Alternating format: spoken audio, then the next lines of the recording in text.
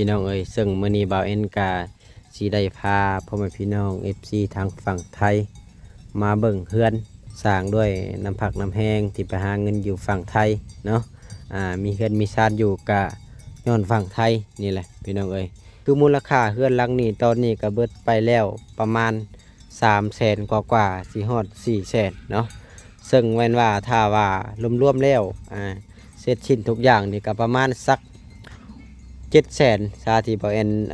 เบิ่งนี่น่าจะเบิดประมาณพู้นแหละเนาะคือเฮือนนี่จะ16 เมตรพี่น้องเอ้ย16 เมตรมีห้องน้ำติดกับคือมื้อนี้ก็นี่แหละ FC หลายๆคนว่าอยากเห็นฝีมือทางลุงเพิ่นสร้างเฮือนเพราะว่าเพิ่นเห็นทางลุงเพิ่นไปนี่แหละต่อเติมเฮือนน้องแต่ว่าฝีมือดีหลายเพิ่นว่าอยากให้ทางลุงนี่ไปรับงานถ้าว่ามีทีมงานสายบุญเฮาเฮ็ดเฮือนเฮ็ดชานนั่นแหละเนาะ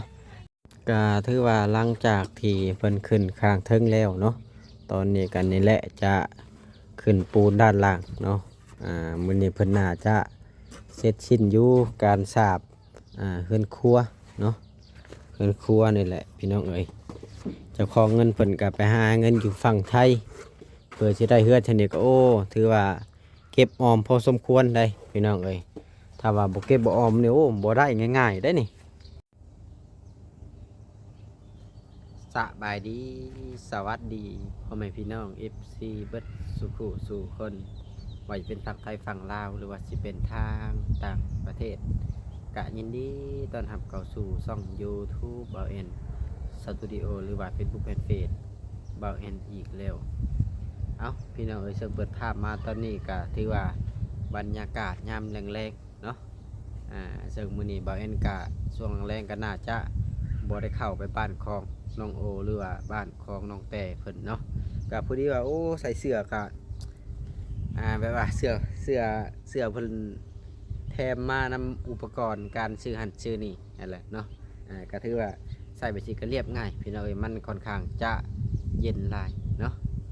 เอาก็เสิร์ฟมามื้อนี้ก็นี่แหละจะมาอัปเดตการงานเนาะของลุงเพราะว่ามี FC หลายๆคนคอมเมนต์เข้ามาเนาะว่าอยากเห็นลุงบ่าวแอนนี่เฮ็ดงานเป็นหลังเนาะพี่น้องเนาะเฮ็ดแบบว่างานใหญ่ๆเป็นหลังเลยเห็นนะว่าสีมือเพิ่นดีเห็น FC คอมเมนต์มาหลายเนาะหลังจากที่เพิ่นไปต่อเติมบ้านของน้องแต่มื้อน่ะนั่นแหละ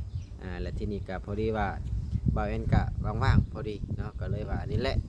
จะมาอัปเดตให้พ่อแม่พี่น้อง FC เบิ่งก่อนเนาะก็คือทางลุงเพิ่นกับปัจจุบันนี่ก็คือว่าเฮ็ดเวียกนี่ก็โอ้ตั้งแต่ข้าวขึ้นเล่าพี่น้องเอ้ยจนฮอดตกมาเดือน7นี่ก็ยังเฮ็ดคือเก่าเนาะเหตุการณ์เฮ็ดงานถือว่า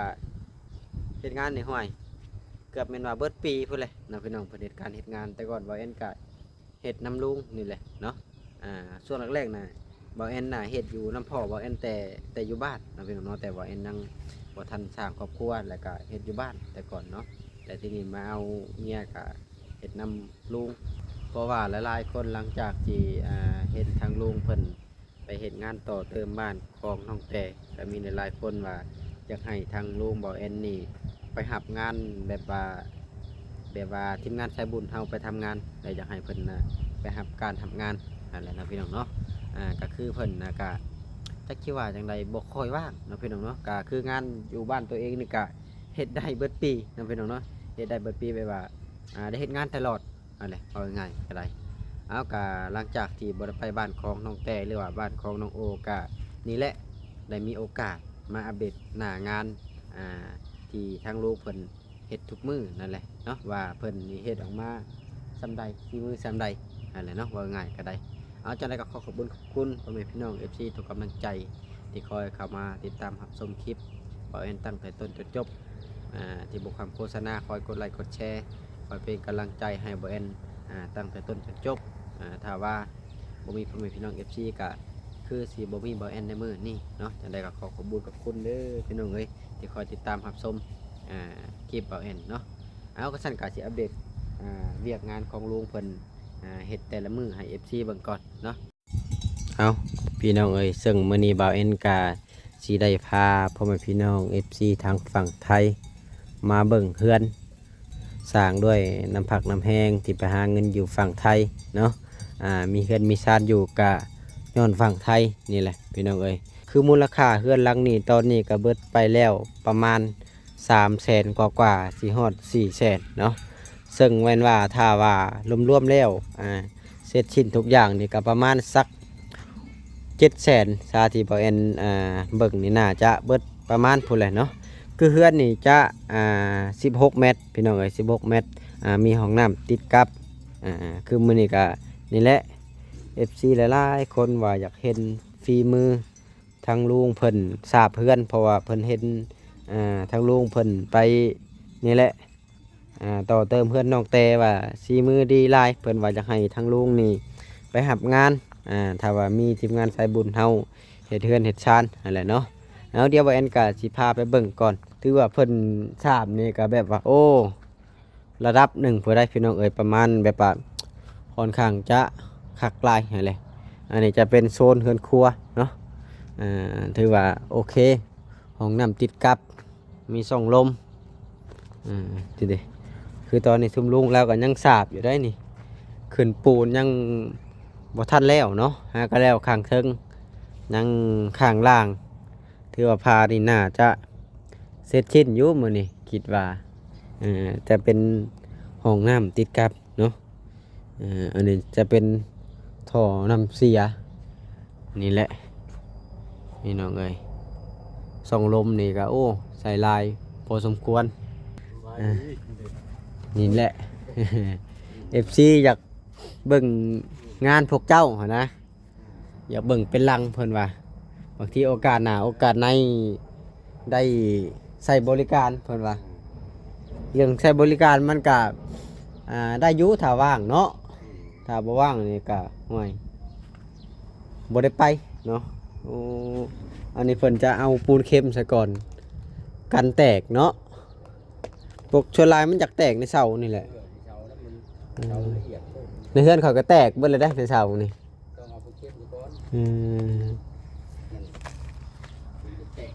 ยังจะขึ้นอยู่บ่ยามแรงนี่เรือแล้วเลยขึ้นแล้วขึ้นเต็มนี่แล้วปั่นได้ทั้งเทิงทั้งหลุมขึ้นเต็มแล้วข้างนี้ก็แล้วขึ้นครั้งนี้ยังมื้อนี้น่ะสาบบ่หลังอันนี้เรียกว่าสาบตั้งแต่เฮือนครัวคือว่าพาสูงอีหลีเนาะสูงกว่าเฮือนข่อยบ่ไปจักอันนี้สูงแฮงอีหลีได้พาไปของสูงนึง4 เมตรเปานนี้เนาะคุ้มกว่าบ่อันนี้ครับตัวนี้มันแม่น4 เมตรตัวนี้ตัวนั้น4 เมตร50เรือนใหญ่คือว่าสูงหลายคือว่าห้องน้ำติดกับเนาะแล้วก็มีเรือนครัวติดกับอีก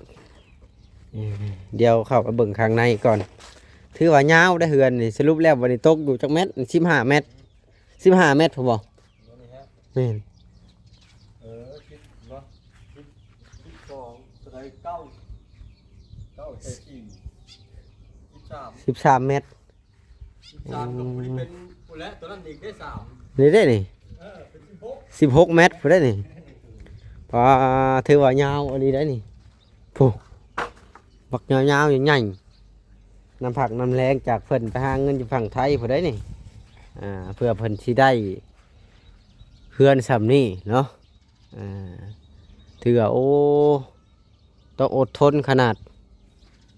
เป็นลูกจ้างเพิ่นน้องพี่น้องเนาะเป็นลูกจ้างกับยังถือว่ามีเพื่อนพอได้อยู่พอได้เศร้าถือว่าบัดมาก็ถือว่ามีบ่นอนอะไรเนาะเบิดไปหลายเติบได้เหือนหลังนี่กะอันนี้จะเป็นด้านข้างในเฮือน2 ห้องพี่น้องเอ้ยเฮือนโมเดิร์น2 ห้องถ้าว่า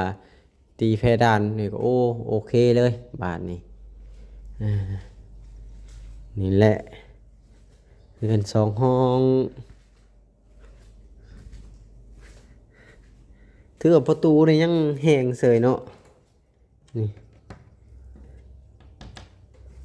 ล่าวเสย อันนี้จะเป็นห้องครัวห้องน้ำถือว่าสาบในเนี่ยก็แล้วเรียบร้อยน่าจะเป็นเคาน์เตอร์ต่อไปนี่เคาน์เตอร์แล้วก็บนเฮ็ดอยู่เฮ็ดกินนั่นแหละคิดว่านะพี่น้องแบบว่าสามารถพระเจ้ามาเนี่ยสามารถแบบว่าอยู่ได้สบาย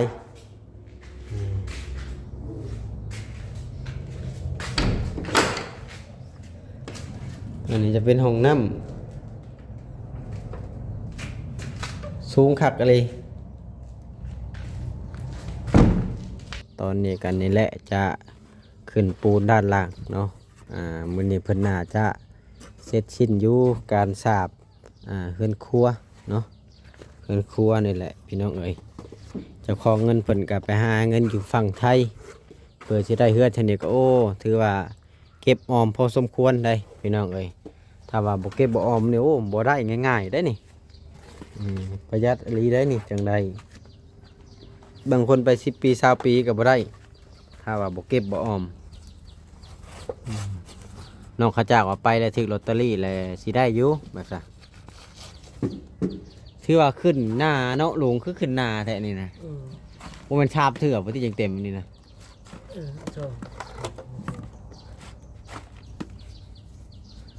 ค่ำพุ่นเลยเนาะนี่จังแล้วนี่มันบ่แห้งนี่เนาะใส่ดอกไผ่ใส่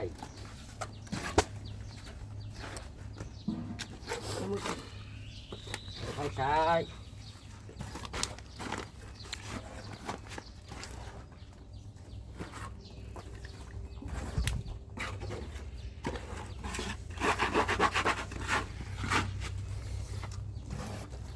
แต่ก่อน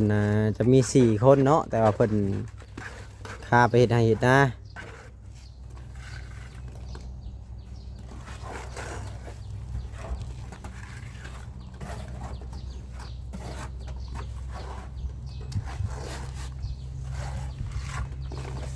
งานทางนี่มั่วเลยได้ เดี๋ยวต่อไป FC เพิ่นต้องการงานเด้เพิ่นอยากไปเหตุการณ์เหตุงานเกียงกันน้อยแท้น่ะ เดือนเด็กลีน ใส่งานจะคุ้มเนาะใส่จุดแหลม แหลมตัวปีเลยดิเกียงเกียงทีเราเห็ดเม็ดทีอยู่หัวน้ำอ่อนพร้อมคนบวกคูณตานี่หัวเพิ่นเนี่ย ใส่งัวลายเนาะ หัวหลายเข้าไปแต่เนี่ยไทยข้าเนี่ยหัวเนี่ยยา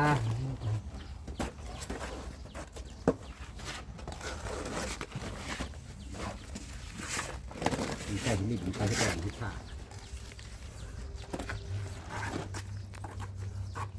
ชาติเทือนครัวแล้วเราก็อย่าบ่นี่นะ นี่ขนาดและ พอดีผู้เจ้าละมากะได้มีห้องน้ำเลยบาดนี่เนาะ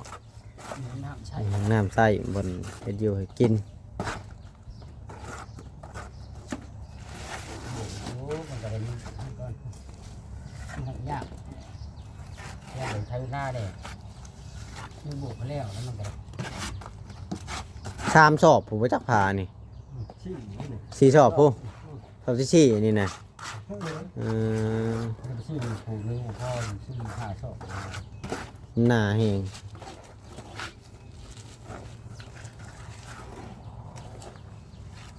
นี่ไง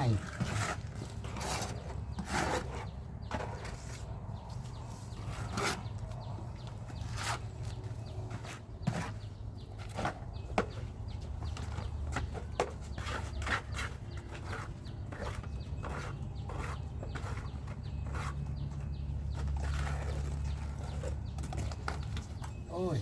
ต่อ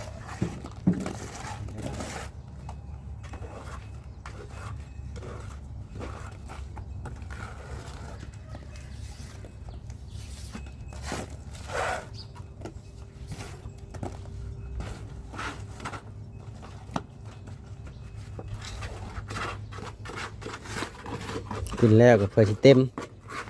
แล้วก็เพื่อสิปั้นอีกบาดนี้โอ้อากาก็ยังบ่ได้ไทยหุดบ่ลูกเจ้าน่ะ บ่แม่นเดือน7แล้วบ่นี่น่ะ เป็ดเลย เดือน8แล้วปา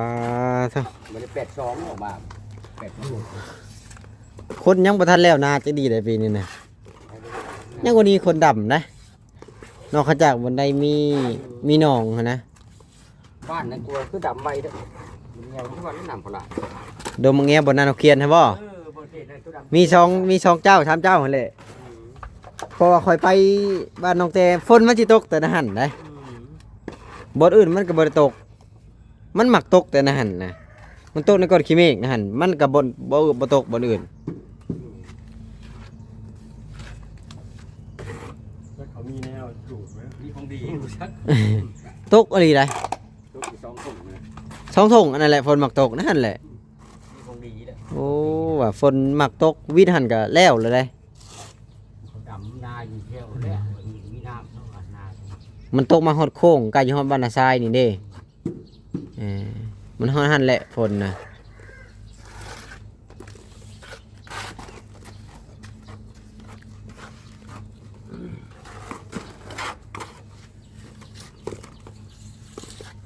ง่ายก็ไปได้เด้อเห็นเรียกได้เด้ออยู่ใกล้เฮาไปได้อยู่แล้วก็ตรงนี้ ลายแชร์เติบได้ระเบิดอีกเนาะในเทือนนี่เหมือนชามแชร์แล้วมาจากรับพูดเลยเนาะ กว่าบ่ เป็นอะไรจะมึงกระเบื้องเมียบ้าน3 แสนปลายเด้อตก4 แสนเลย 400,000 บาทหาเงินจากฝั่งไทย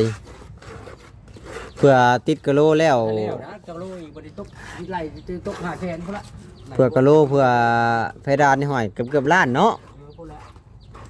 อ่า เดี๋ยวเอา1เบิด3 แสนปลายได้บ่ตก4 แสนเลยนะยังอยู่บ่เดียวตกไปเลย4 แสนเลยตอนก่อก็นี่เฮ็ดจริงกับเบิดเลย20,000ตก4 แสนพุ่นอีเรา4 แสนปลายโบ้เล็บบาทโบ้ใส่ประตูนี่ก็เบิด2,000เลยกินกัน4 แสนปลายเปิดที่กระโลได้กันเที่ยวตกล้านไหนจะเร็วครับเปิดท้ายชมกระชีล้านปลาย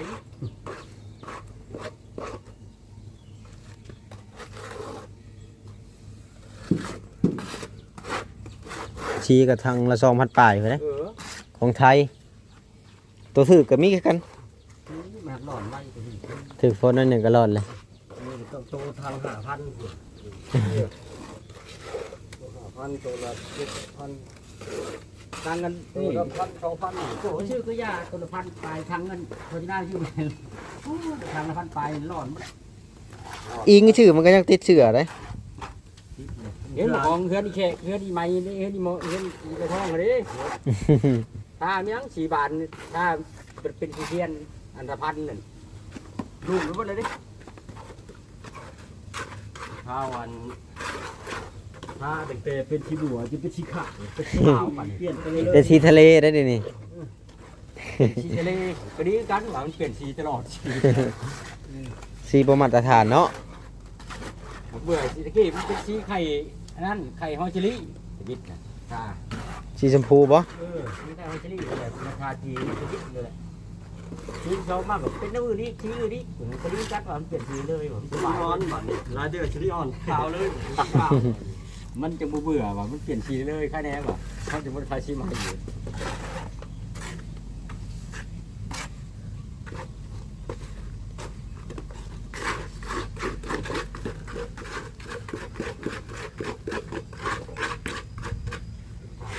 เรื่องทางด้าน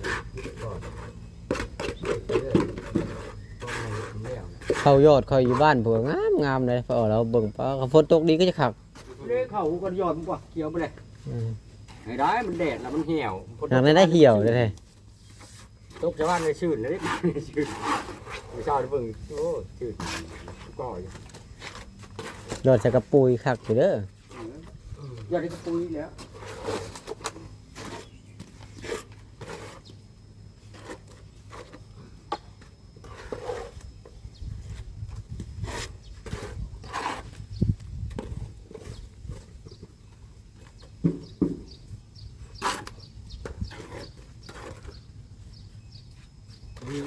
จะเอาปุ๋ยอ้อยยอดใช้การหมดเป็นปุ๋ยนะปุ๋ยเล็ก ปุยเหล่งให้งามเลย ปุ๋ยเล็กมันว่านั่นบ่ ยังเขียวเลย ปุ๋ยอ้อยปุ๋ยเองต้นยอดมันปุ๋ยเล็กเดี๋ยวปุ๋ยนั่นเพราะว่าปุ๋ยเล็กปุ๋ยขาวนะปุ๋ยอ้อยใส่ก่อนไว้ตัวนั้นงามผักไปยังเขียวก้อนโอ้ยตัวมันเขียวเข่าที่งามมันจะเป็นเปล่าไม่ใช่ที่นั่น โทษแต่มากมันบุดกได้มันได้แต่ใบ หลายกว่ามากมันใหญ่ๆเหรอบุยเม็ดนั่น น่าจะใบมัน เนี่ยมันเดี๋ยวเขางามรับต้นเนาะเป็นต้นด้านใบเขาก็ดูลูกหมาก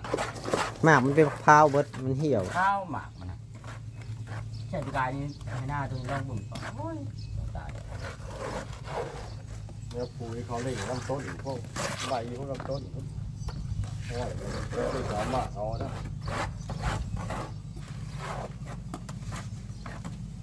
เนี่ยครับมันมีฮอตดอกพุ่นหลายได้ขนาดนี้ มันอยู่ในต้นมันเนาะ มันมีแต่ฉะนั้นเกิดฟ้าวหลาย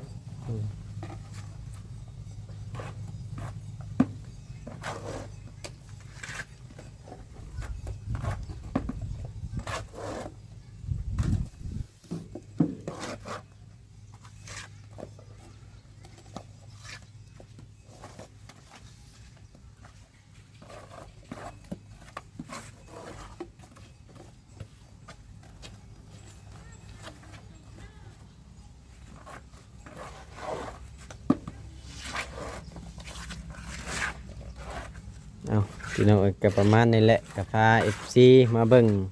ทางลุงเพิ่นสาบเพื่อนบางทีตัวหน้าตัวในทั้งเพิ่นอยากได้ลุงไปใช้บริการนะก็มีแต่ว่าเอ็นกะสิลองถามเบิ่งเนาะก็ถือว่าโอ้ที่มือนี่ก็ละเอียดได้พี่น้องเอ้ยซำที่ FC เห็นนำกันมื้อน่ะอยู่บ้านน้องแต่นั่นแหละถือว่าแบบนั้นแหละเนาะเอาสำหรับคลิปนี้ก็จะขอตัวจบคลิปก่อนจ้ะไปพอกันคลิปหน้าอีพีหน้าอีพีในไปเลยพี่น้องเอ้ย